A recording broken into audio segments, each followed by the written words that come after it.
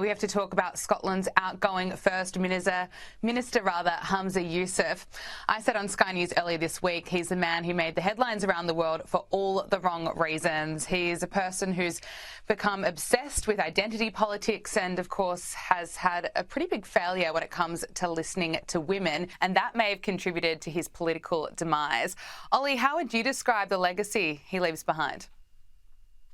Well, Humza Yousaf is a deeply unpopular figure in the UK, perhaps more unpopular than Meghan Markle, and that really is saying something.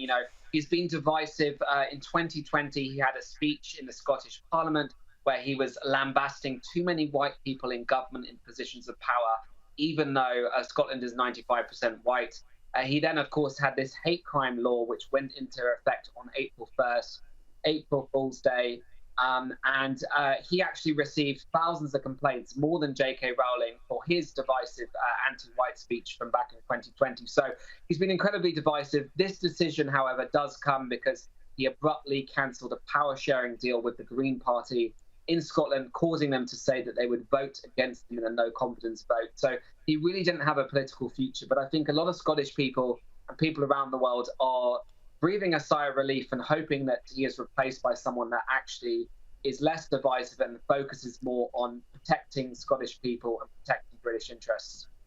And you're right, we've heard people in Scotland and right around the world express their joy, and many have said good riddance. What does the SNP need to learn from this? As Humza Yousaf lasted just over a year, will his successor be any better?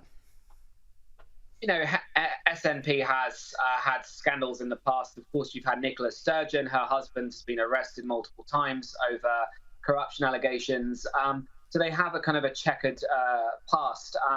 Labour, which is led by Anna Samwar, who is also very divisive and said a very similar speech to Humza Yousaf regarding Scotland being full of too many white people in positions of power.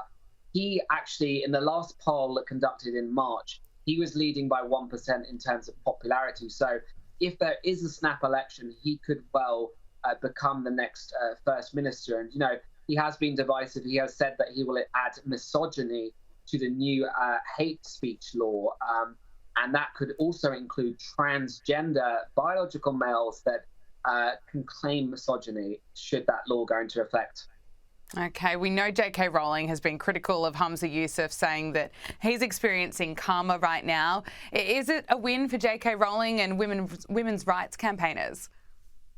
It absolutely is. I think the way Humza Yousaf conducted himself, personally attacking J.K. Rowling, I think that's unbecoming of somebody that's a leader of a country.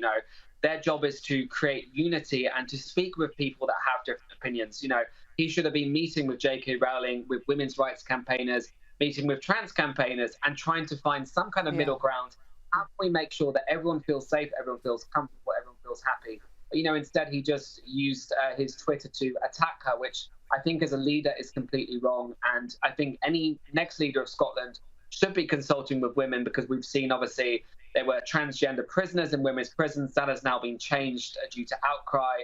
And now we're seeing transgender activists trying to use the new hate speech law to report misgendering. So there needs to be some changes, but the next leader needs to consult with people with different opinions. Absolutely. Author and media personality Oli London, thank you so much for joining us on Power Hour.